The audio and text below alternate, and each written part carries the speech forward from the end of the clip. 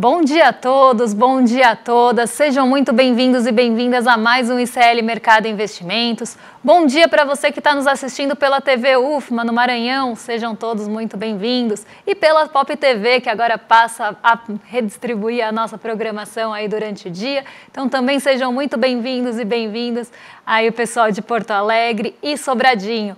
Hoje, terça-feira, dia de notícias importantes, então a gente vai continuar falando ali do que está acontecendo, o que vem mexendo aí com o nosso bolso e com o mercado financeiro de uma forma geral. A gente vai falar sobre o evento que está acontecendo lá do Banco Central Europeu. Vários dirigentes de Banco Central se reúnem hoje para falar ali em discursos nesse evento. Então a gente vai ter repercussão disso ao longo do dia e deve ficar bastante no radar. Mas a gente tem outros temas para tratar com vocês. Então a gente vai falar sobre, vamos ver as projeções do IPEA para a inflação desse ano.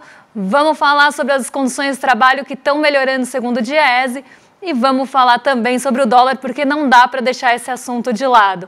Hoje eu não vou dar bom dia para o André, porque ele está de férias, então vocês ficam aqui comigo nessa meia hora. Então vamos começar nessa agenda que está um pouco recheada hoje, principalmente aí de dirigentes do Banco Central. Então vamos começar às 4h30.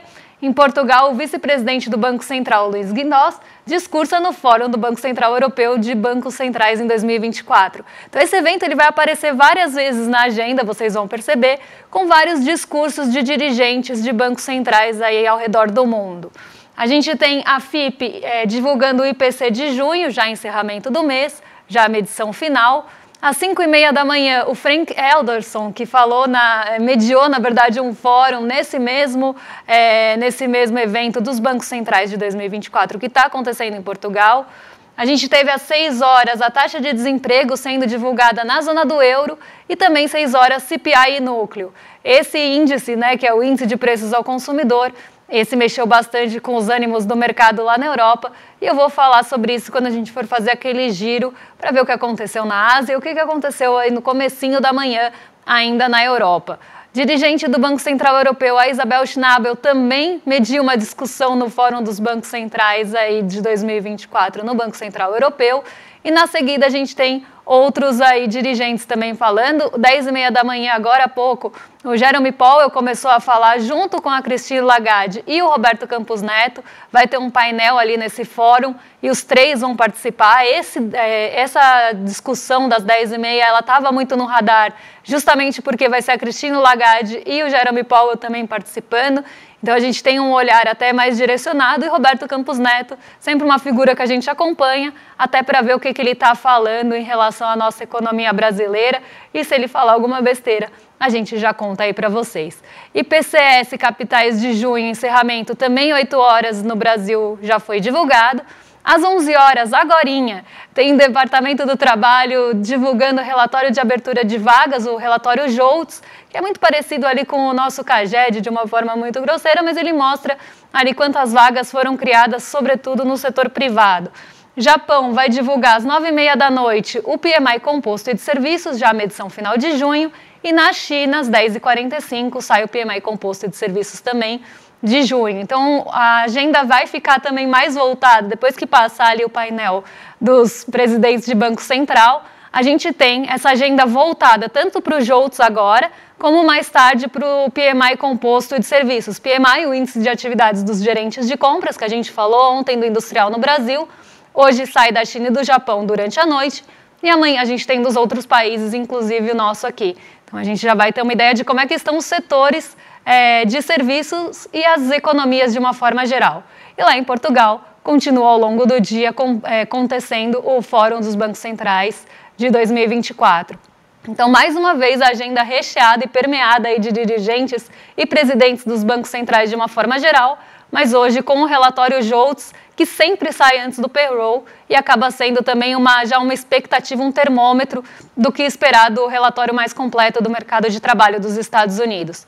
Mas vamos dar sequência por aqui, que agora a gente vai falar daquele fechamento de Ásia e início de manhã nos mercados, porque a gente tem a notícia aqui do nosso site, que a gente sempre convida vocês a visitar, icleconomia.com.br, e lá a gente tem a matéria completa e aqui as manchetes principais para vocês acompanharem comigo. Então hoje os índices futuros aí das bolsas operaram no campo negativo na Europa, isso porque a gente teve lá na zona do euro a divulgação do CPI, que é o Índice de Preços ao Consumidor, e por mais que o Índice de Preços ao Consumidor tenha arrefecido nesse mês de maio, a gente está olhando aí para a medição, na verdade a medição, desculpa, preliminar de junho, ele tem arrefecido em relação a maio e na comparação anual também acabou ficando abaixo do esperado, o núcleo do índice de preços ao consumidor, então aquela medição que exclui os preços mais voláteis, então exclui, por exemplo, energia, exclui a alimentação também,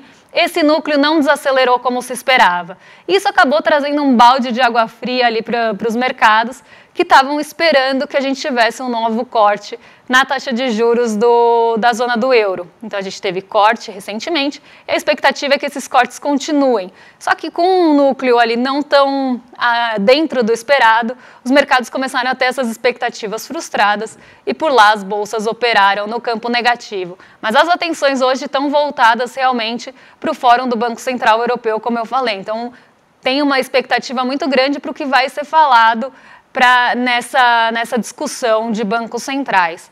Já na Ásia, a gente teve um movimento um pouquinho diferente, as bolsas não seguiram uma única direção, a gente teve bolsas ali que foram para o terreno positivo, outras ficaram no terreno negativo, mas o Japão, ele acabou indo para o terreno positivo por um motivo muito peculiar e por um motivo muito específico de Japão, e por isso a gente vai colocar aí na tela para vocês o Nikkei 225, porque ele acabou ficando bastante no positivo, ele ficou bastante acima das outras bolsas, ele acabou liderando esse movimento de altas junto ao Hang Seng, e ele subiu 1,11% hoje.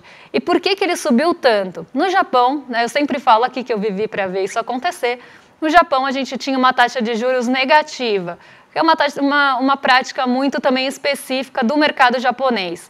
Pela primeira vez em anos, essa taxa de juros subiu para um intervalo de 0 a 0,10 ao ano, tá, gente? Então, a gente está falando de 0 a 0,10% ao ano de taxa de juros no Japão. Qual que é a expectativa do mercado? Que a gente tenha uma nova alta na taxa de juros do Japão na próxima reunião de política monetária. E o mercado já está começando a fazer apostas voltadas para essa expectativa. E isso fez com que o mercado, as ações ligadas ao setor financeiro no Japão subissem bastante hoje, esperando, então, nessa expectativa de alta na taxa de juros do Japão. E isso fez com que o Nikkei 225 liderasse as altas, também tem um peso grande das ações ligadas ao setor financeiro por lá, e isso fez com que o Nikkei fosse aí para o terreno positivo com essa alta que vocês estão vendo na tela de 1,11%.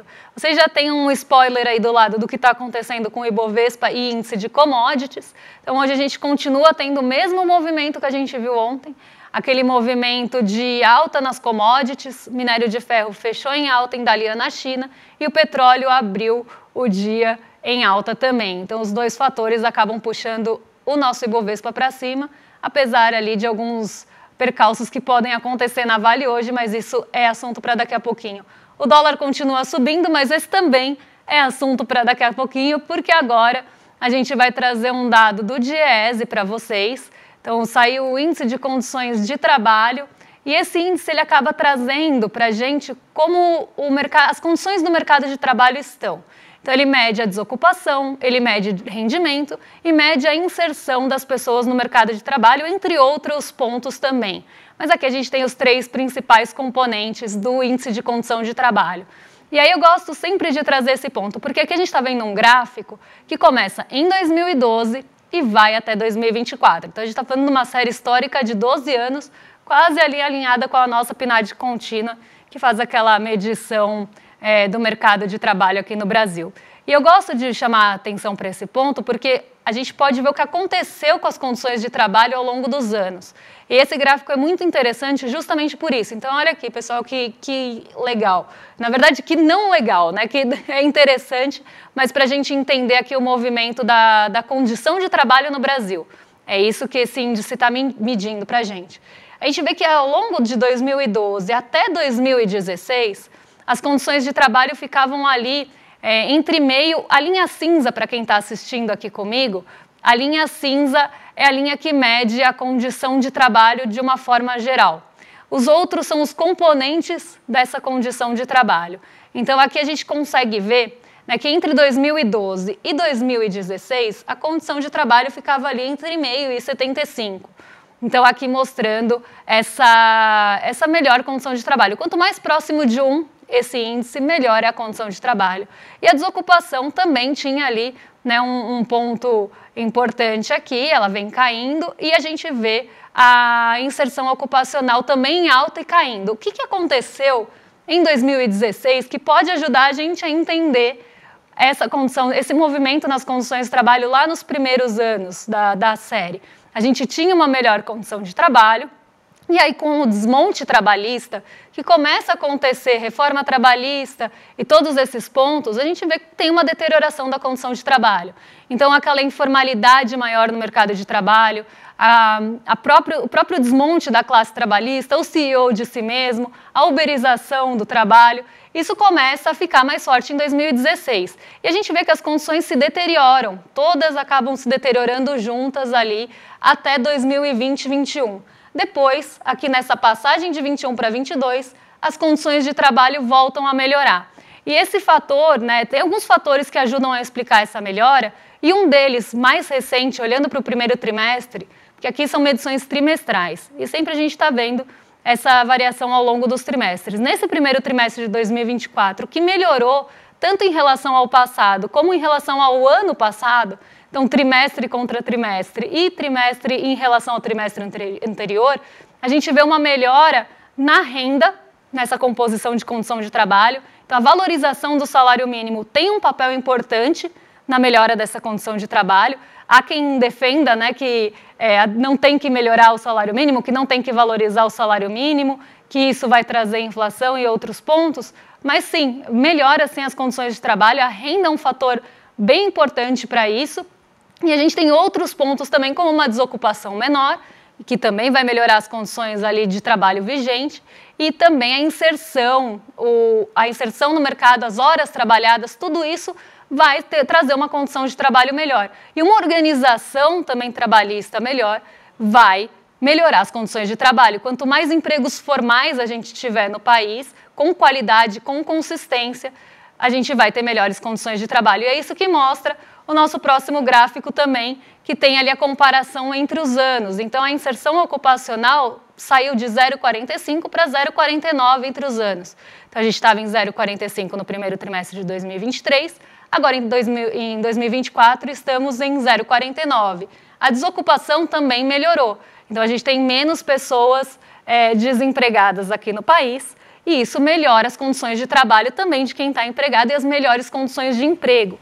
Então, a gente sai de um patamar de 0,68 para 0,73. O rendimento teve um salto bem grande aqui no gráfico, como vocês podem ver entre um trimestre e outro, e aqui vem muito realmente dessa valorização do salário mínimo, sai de 0,55 para 0,64, e a gente tem o índice cheio, que seria a composição de todos os outros, saindo de 0,56 para 0,62.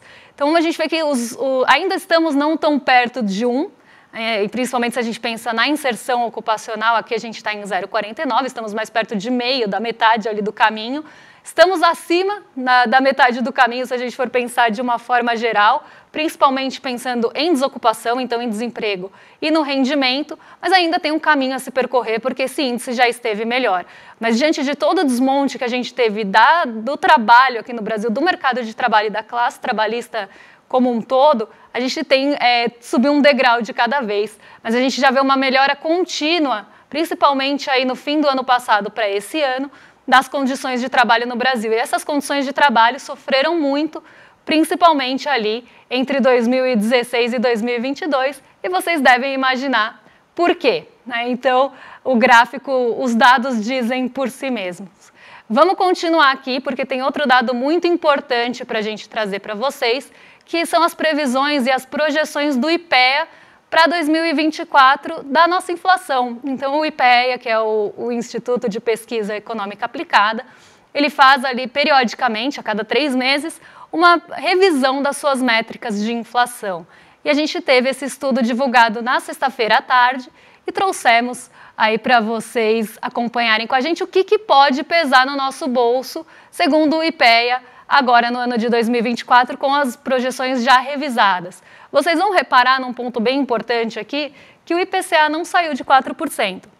E aí você vai me perguntar, Débora, o que mudou na projeção do IPEA para a inflação aqui do nosso Brasil entre os meses de março desse ano e de junho?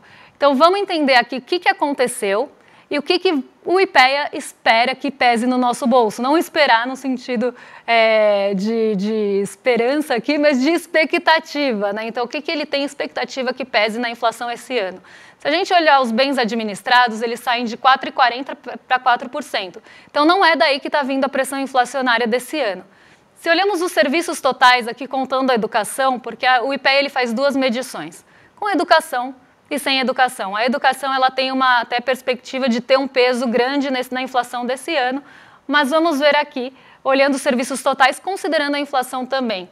4,80 e caiu aí para 4,60 nessa nova projeção. Os bens industriais ficaram na mesma. Então, da onde está vindo essa pressão inflacionária? Dos alimentos. Então, mais uma vez, a gente tem aqui os alimentos saindo de 4,10 na última projeção do IPEA, para 5,90 na previsão mais recente. E o que está acontecendo no nosso Brasil, que a gente sempre fala aqui, para prejudicar tanto o preço dos alimentos? Quando a gente olha, inclusive, o estudo do IPEA, e como a gente sempre fala aqui para vocês, os alimentos in natura, eles estão pressionando muito a inflação. Isso porque a gente teve chuvas abundantes no Rio Grande do Sul, toda a tragédia que veio das questões climáticas depois disso no Rio Grande do Sul, e a gente tem também já essa condição climática no nosso Brasil todo. Não é só no Rio Grande do Sul, claro que lá foi uma tragédia. E acabou com muitas plantações e acabou com muita parte da safra, mas que já tinha inclusive já tinha acontecido a colheita, mas quando a gente olha para outros lugares do Brasil, se a gente pega cinturões verdes, como acontece aqui na nossa capital, né, onde se planta cebola, batata, a gente tem uma questão climática também de falta de chuva e aumento de temperatura. O que acontece com bens in natura, esses que são perecíveis em altas temperaturas? Eles estragam muito mais facilmente. Então a gente tem uma condição climática ou de chuva abundante em um lugar e secas em outros, ou até temperaturas elevadíssimas em outros lugares, que estão prejudicando justamente os alimentos in natura, que, segundo o estudo do IPEA, devem pesar bastante no nosso bolso ainda em 2024. Aqui a gente está olhando uma média dos alimentos em domicílio, média dos bens industriais, dos serviços, mas claro que dependendo da nossa cesta de consumo, a nossa percepção da inflação ela é diferente. E isso eu gosto sempre de trazer para discussão e discutir com vocês mesmo, porque eu vivo vendo aqui no chat, Débora, mas eu sinto muito mais inflação que 4%, a minha inflação é diferente. E a gente tem que lembrar que aqui é uma medida macroeconômica do Brasil. Então a gente pega pesos, pondera essas médias em pesos também, então não é porque a inflação de alimentos a domicílio subiu 5,90 que a contribuição vai ser 5,90. A contribuição vai ser em torno ali de 0,9 pontos percentuais. Então a gente tem uma contribuição também ponderada de cada um desses grupos naquele IPCA geral. E quem está pressionando bastante a inflação agora em 2024 e deve continuar pressionando a inflação em 2024 são os alimentos, sobretudo in natura, que sofrem com condições climáticas. E aí você pode estar se perguntando aí em casa, onde atua a Selic?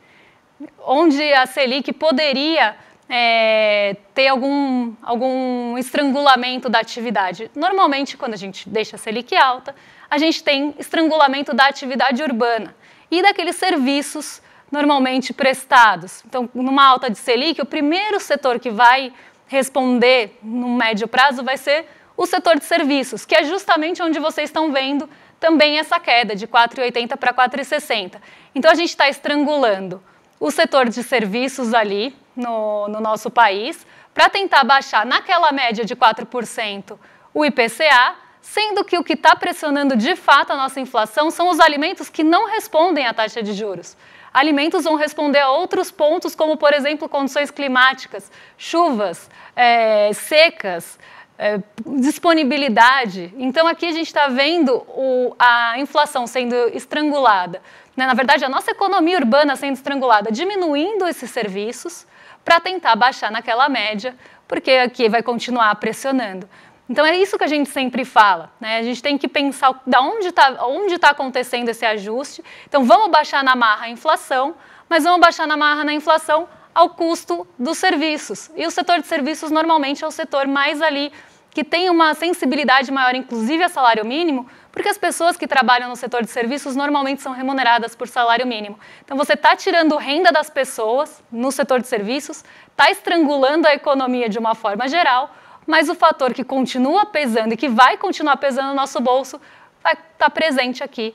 E segundo o IPEA, esse retrato não deve mudar. Inclusive, a gente deve ter uma situação pior, principalmente para os alimentos aí nesse ano de 2024. Agora vamos seguir, porque a gente tem um assunto quente para falar com vocês. Esse assunto é algo que também aparece sempre aqui no nosso chat, então se vocês tiverem alguma dúvida, pode deixar aí.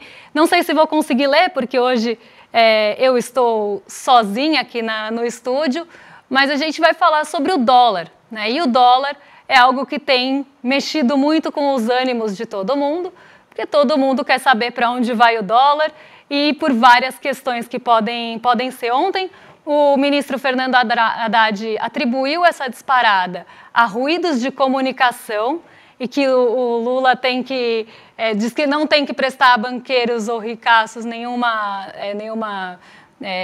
dar nenhuma explicação, mas vamos entender como é que veio toda essa alta do dólar ao longo do tempo e vamos ver para onde ele está indo, o que está pressionando o dólar. A gente tem outros mercados emergentes com moedas subindo, na verdade se desvalorizando também, o dólar está subindo frente a outras moedas emergentes?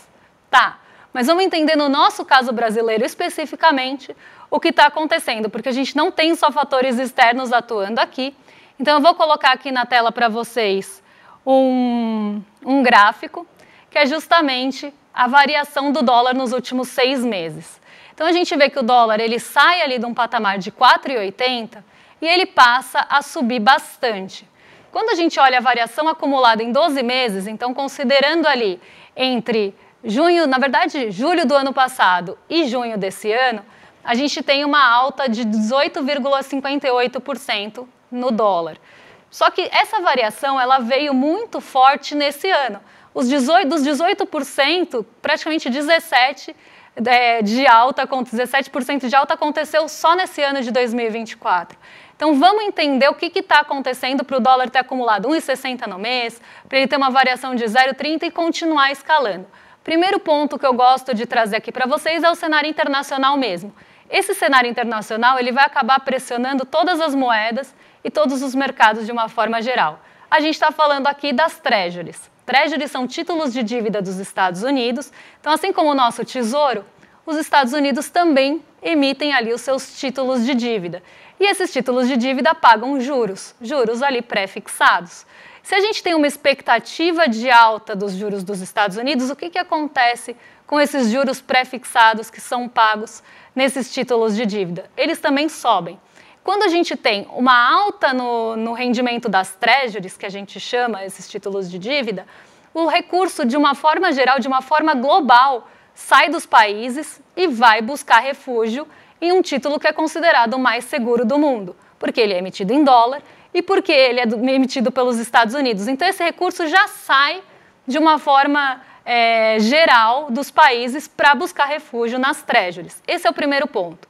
O que aconteceu, que eu já contei essa história para vocês algumas vezes. A gente esperava que as treasuries fossem começar a cair e que os juros de fato nos Estados Unidos, não só as expectativas, mas os juros fossem começar a cair lá em março. Isso não aconteceu, não teve corte. A gente começou a esperar isso em maio, também não teve corte. Em junho, não aconteceu o corte. Em julho, não vai acontecer o corte. E agora a expectativa é que o corte de juros nos Estados Unidos, então que reduzam a taxa de juros lá, que seria a nossa análoga Selic, em setembro. Mas isso não é certeza e por isso que se olha tanto para os discursos de dirigentes do Banco Central. Isso é o fator externo. Então a gente tem sim uma pressão vinda das treasuries que pressionam o nosso dólar, né, o nosso real aqui, pressionam o dólar frente ao real, porque sai recurso do Brasil, principalmente porque a gente está falando de um mercado emergente, para buscar refúgio nas treasuries. Ontem o dólar subiu bastante, mesmo com a bolsa em alta e com as commodities em alta. Isso é um movimento que normalmente não costuma acontecer. O que aconteceu ontem? As treasuries subiram bastante e a gente teve uma saída de recursos para esse mercado. Então esse já é um ponto que pressionaria o nosso real de uma forma geral. Como pressionou todas as outras emergentes que a gente viu ontem, um movimento parecido entre todas as moedas. Só que o real se desvalorizou mais. E se desvalorizou mais também nessa variação acumulada do ano, nessa variação acumulada em 12 meses. Então não tem só esse fator externo atuando na nossa moeda. O que mais está atuando para que isso aconteça? Primeiro ponto que a gente tem que lembrar foi quando o Roberto Campos Neto começou a deteriorar as perspectivas para a inflação. Então ele começou a falar sobre piora nas perspectivas para a inflação, começou a falar sobre cenário fiscal, e a gente sabe que o mercado financeiro do Brasil é fiscalista, então ele vai olhar para o fiscal e vai dar um peso muito maior para isso, principalmente se a gente estiver falando de um governo mais progressista. Então a gente começa a ver essa pressão também vinda dessa deterioração das expectativas, que começou lá com o Roberto Campos Neto falando que a gente ia ter movimento de alta de inflação. Isso traz uma incerteza, de uma forma geral. E eu acho que é até pior aqui no caso brasileiro, porque a gente tem trauma de inflação. O brasileiro não gosta de pensar em inflação alta por tudo que a gente passou. Então, se você falar a inflação vai sair do controle, as pessoas já ficam muito assustadas. E a gente começa a ter esse discurso repercutindo de uma forma geral. Então, esse é o primeiro ponto, começa a ter a deterioração. O mercado financeiro compra esse discurso e ele vai se proteger. Então, a gente tem até um jargão no mercado financeiro, muito triste, por sinal, que é se você está apostando no Brasil, você está apostando errado. Então, que você deveria apostar contra o seu país no mercado financeiro porque você tem mais chance de ganhar. Então, a gente começa a ter a deterioração desse cenário. O que o mercado financeiro vai fazer? Apostar contra o Brasil. Então, esse é um primeiro ponto. A gente sabe que vai sair recurso, a gente sabe que a bolsa vai cair, que o dólar vai subir. O mercado, como numa antecipação, ele já vai começar a se proteger disso e já vai começar a fazer com que isso aconteça, porque ele vai negociar de uma forma com que isso aconteça. Agora, tem um outro ponto importante. Para quem viu aí o N1 e o ICL Notícias primeira edição, que o Lula falou, mas o dólar começou a subir 15 minutos antes da minha fala. A gente tem que lembrar de um outro ponto aqui. O mercado vive, como falei, de expectativas. Então, se ele tem uma expectativa que a fala do Lula pode desagradar o mercado financeiro, ele nem sabe o que o Lula vai falar ainda. Mas ele tem uma expectativa, ele acha que aquela fala, por exemplo, vai criticar o Roberto Campos Neto. O mercado financeiro gosta quando o Lula critica o Roberto Campos Neto e o mercado também. Ele não gosta, ele reage mal. Ele começa a falar que isso está trazendo incertezas e acaba reagindo de uma forma negativa. O que acontece quando reage de forma negativa? Tira dinheiro da bolsa e vai subir o dólar. Então, já antecipando o que o Lula poderia falar, ele nem tinha falado ainda, mas a expectativa era de deterioração. O mercado financeiro, quase apostando numa bet ali, ele vai apostar que ele acha que o Lula vai falar alguma coisa que vai mexer com o câmbio. Ele começa a operar câmbio, comprar antes, para realmente comprar por um preço menor, porque se subir com a fala do Lula, ele vai vender por um preço mais alto. A gente tem que lembrar que o mercado financeiro especula e aposta no mercado financeiro. Então, a gente tem esse movimento acontecendo antes da fala dele, porque ele já sabe, se ele bater no Roberto Campos Neto, se ele criticar Roberto Campos Neto, se continuar com essas críticas, o mercado financeiro vai continuar deteriorando as expectativas, então vamos apostar nisso. E no que aposta, começa a comprar o dólar, por exemplo, ou vender a nossa bolsa, a gente vê que justamente esse movimento começa a acontecer. Então, a gente tem que entender, às vezes, a cabeça do mercado financeiro. Débora, mas eu não gosto de mercado financeiro. Acho que eles não prestam, não sei, qualquer coisa dessa. Mas a gente tem que entender a cabeça do mercado financeiro justamente para a gente ver o que está acontecendo nessas movimentações de mercado.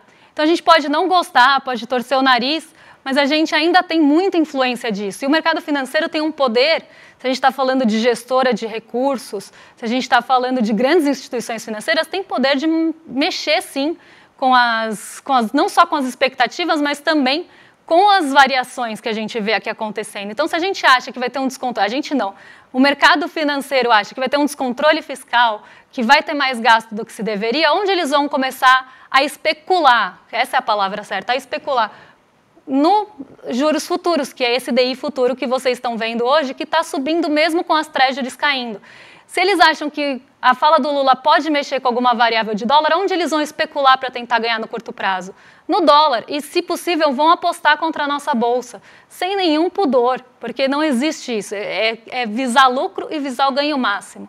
E aqui hoje a gente tem, então, resumindo essa história, a gente tem o DI futuro subindo, então aqui mostrando que as expectativas para os juros estão voltando a subir, porque o mercado tem todo esse olhar fiscalista e está com toda essa incerteza em relação ao nosso fiscal, mesmo que não tenha nada ali que aponte para isso, porque cada vez é uma métrica olhada justamente para justificar, mesmo num dia que as treasuries estão caindo, porque elas subiram muito ontem por conta do debate presidencial que deu alguma ali vantagem, alguma expectativa que o Donald Trump ganhe a eleição. E isso fez com que as treasuries lá nos Estados Unidos subissem bastante também. O Ibovespa sobe hoje, mesmo com o DI futuro em alta, porque a gente tem o apoio das commodities, como eu falei. A gente teve petróleo Brent subindo e minério de ferro subindo também. As duas são as commodities que dão ali suporte para as duas principais empresas da nossa bolsa e para as três principais ações da nossa bolsa. Então, se a gente tem esse reforço das commodities, a gente consegue se desvencilhar do negativo. A gente não está com uma alta tão grande, mas tem alta sim. Mesmo também num dia que o dólar sobe, que normalmente quando a gente tem movimento positivo de commodities, o nosso real se fortalece. A gente fala dólar sobe, mas na verdade é o real que está se fortalecendo. Hoje a gente tem o dólar subindo aí, mesmo com todo esse movimento, porque a gente continua tendo movimentos especulativos sim no nosso dólar, tentando antecipar e correr na frente para depois vender por um preço mais alto. Em resumo, muito resumido aqui, é isso que está acontecendo.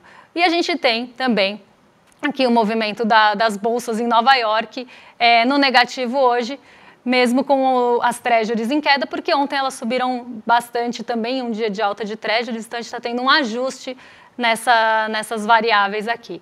Mas a gente tem que sempre lembrar como pensa a cabeça do mercado financeiro para tentar entender esses movimentos especulativos que acontecem e vão continuar acontecendo, infelizmente. Agora vocês ficam com o Rolê ICL, mas antes eu quero lembrar vocês de se inscreverem aí nosso webinário que vai acontecer no domingo, já está chegando. Então vai acontecer aí o Apocalipse Tecnológico com o Adam Alter e a gente tem aí, vai ter recadinho do Edu depois do programa para vocês, mas a gente sabe aí como é importante a gente debater esse assunto no momento que a gente está tão preso nas redes sociais. E agora, rolezeiros, fiquem tranquilos, porque já está chegando o Guga Noblar e o William De Luca para ficar com vocês. Eu volto amanhã, então um beijão e até lá. Eu tenho uma bomba para vocês. O melhor professor da New York University, o cara que foi eleito um dos 40 maiores professores de negócios do mundo, topou dar uma aula para o Instituto Conhecimento Liberto. Ele escreveu o livro Irresistible e desvendou os segredos que existem por trás do vício, que virou uma pandemia mundial em tecnologia. Vício que tem enriquecido absurdamente empresas e destruído a vida de milhões de pessoas no mundo. Dia 7 de julho, às 8 horas da noite. Se inscreve agora para aprender com Adam Alter.